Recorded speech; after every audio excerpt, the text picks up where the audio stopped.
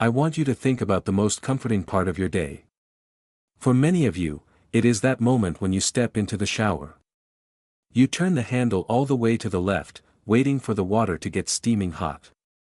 You step in, and that heat hits your shoulders. It feels like it melts away the tension. It soothes your stiff lower back. It warms up your arthritic knees. It feels like a luxury, a private spa moment in the middle of a cold world. You might stay in there for 15, maybe 20 minutes, letting the steam fill the room until the mirror is completely fogged over. You scrub yourself with a bar of soap until your skin feels squeaky clean. You step out, towel off vigorously, and you feel renewed. But I am here to tell you that this ritual, this steamy, scalding, long shower, is one of the most destructive things you can do to your body after the age of 60. That feeling of squeaky clean is not a sign of hygiene, it is a sign of damage. It is the sound of your skin crying out because you have just stripped away the only protection it has left.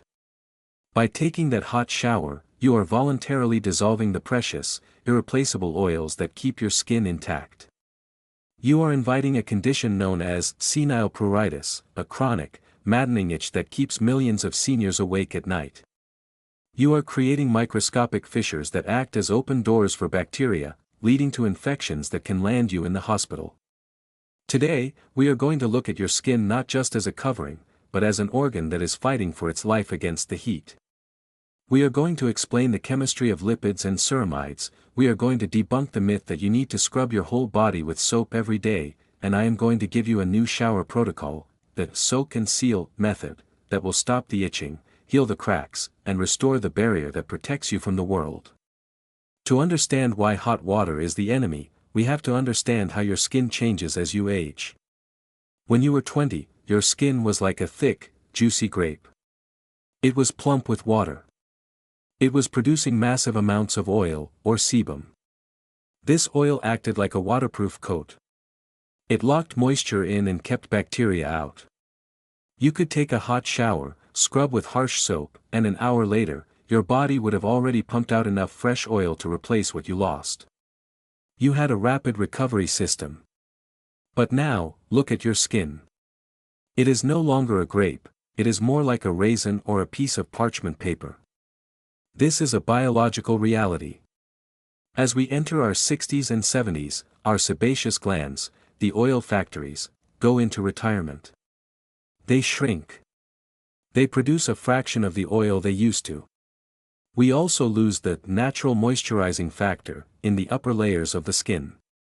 We lose the ceramides, which are the mortar that holds the skin cells together. Think of your skin like a brick wall. The skin cells are the bricks. The oils and fats are the mortar between the bricks.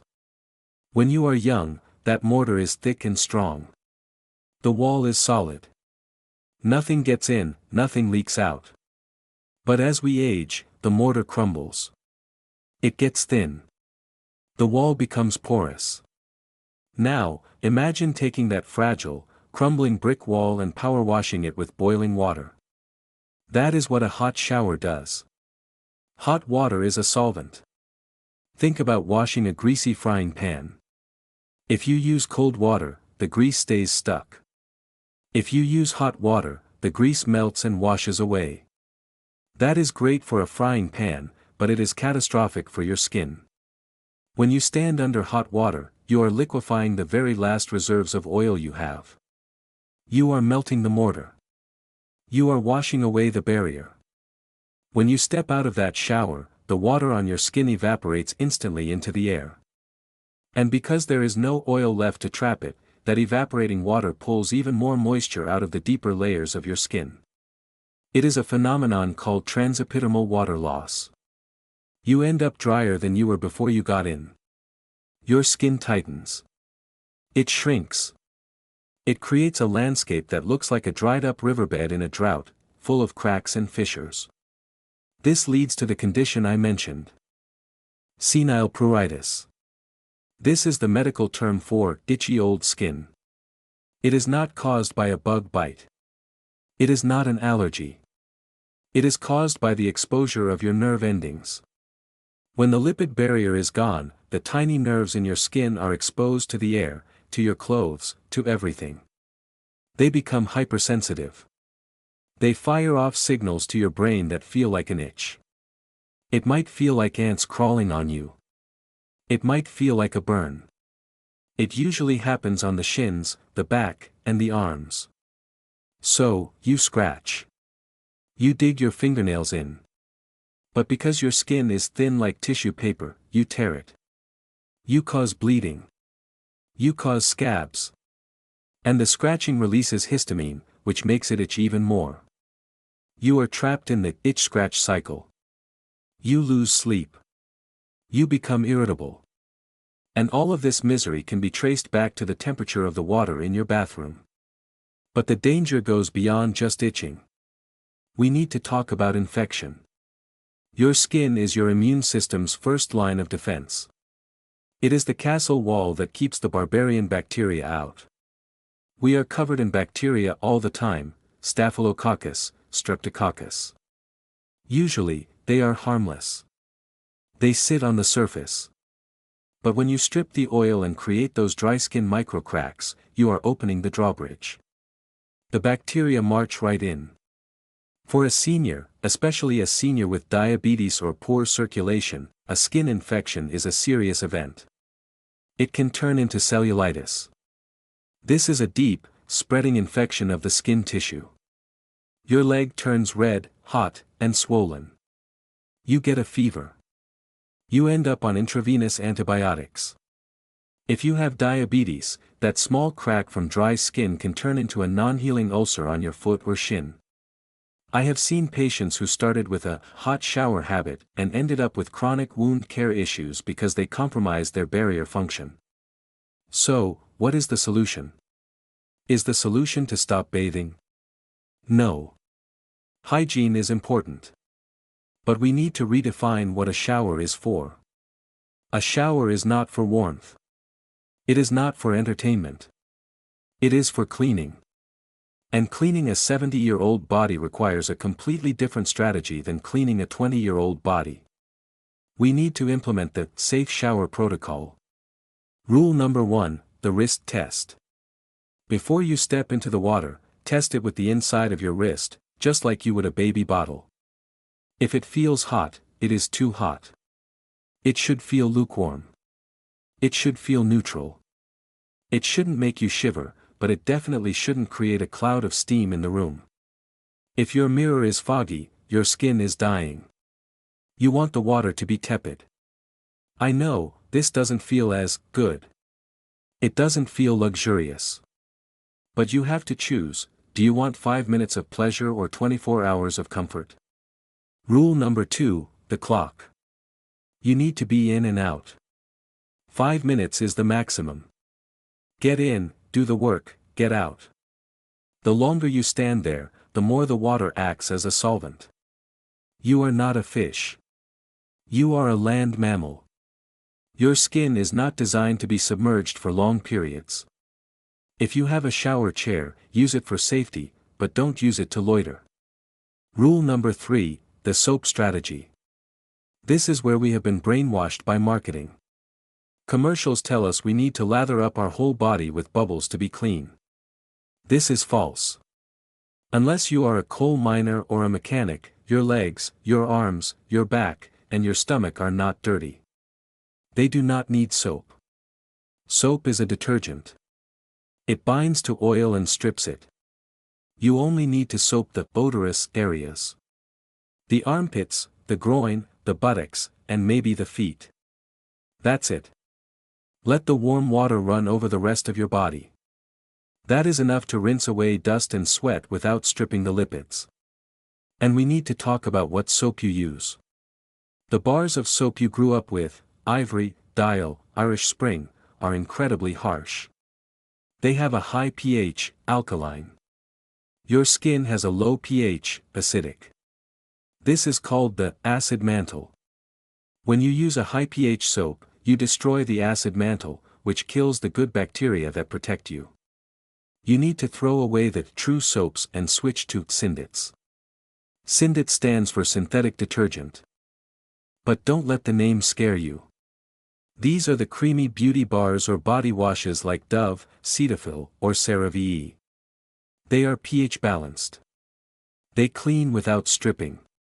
If the bar creates a huge, fluffy foam, it is probably too harsh. You want a creamy, low-lather cleanser. Rule number 4, the towel technique. When you get out, do not rub. Do not take the towel and saw it back and forth across your back or your legs. Friction is the enemy. Your skin layers are not attached as tightly as they used to be. Rubbing can cause shearing, where the layers separate and cause blisters or tears, skin tears. You must pat dry. Gently press the towel against your skin to absorb the droplets. Treat your skin like an antique silk garment, not like a dirty rag. Rule number 5, the 3-minute window. This is the most critical step of all. It is the seal part of the protocol. When you step out of the shower and pat dry, your skin is still slightly damp. It has absorbed a little bit of water.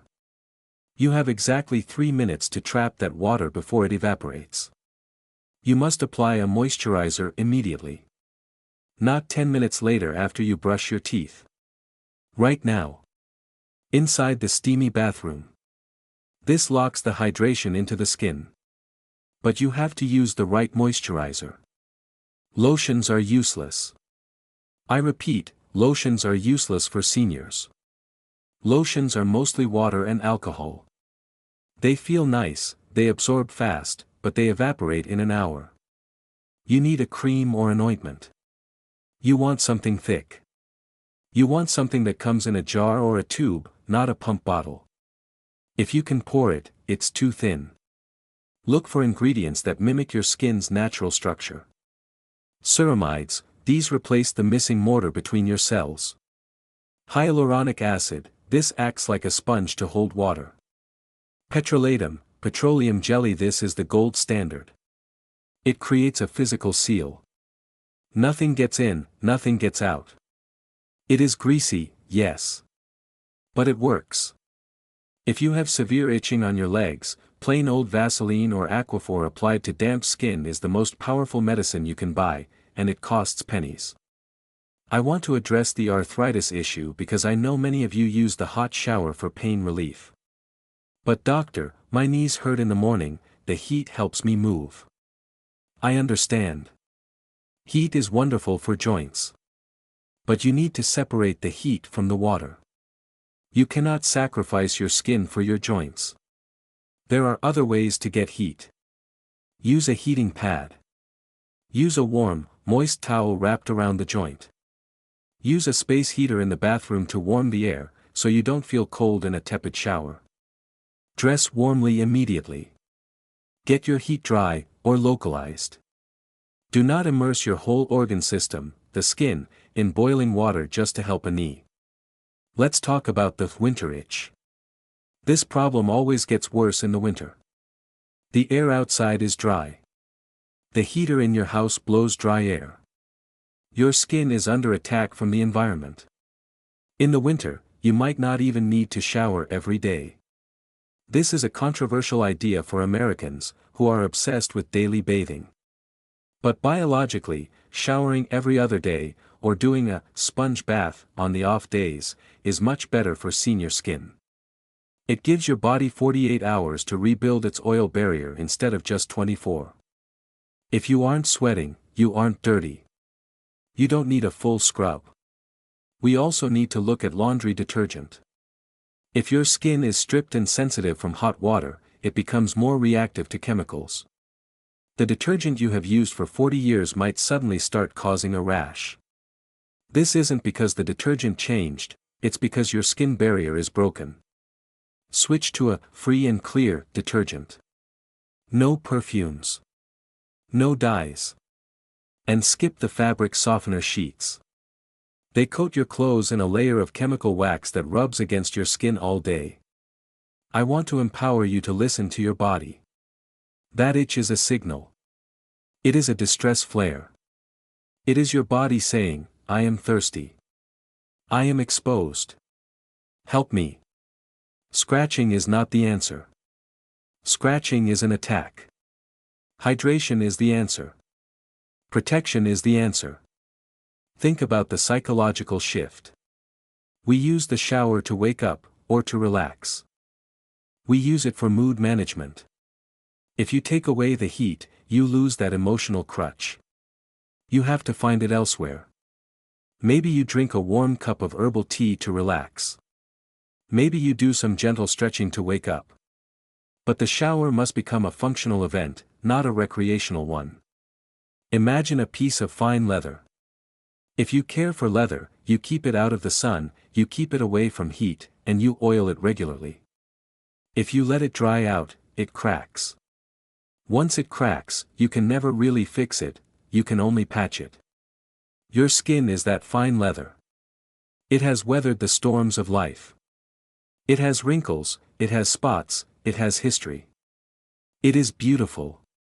But it is fragile. You are the curator of this museum. You have to preserve the exhibit. So, tonight, or tomorrow morning, I want you to try it. Walk into the bathroom. Turn the handle. But stop halfway. Put your wrist under the stream. Make it lukewarm. Get in.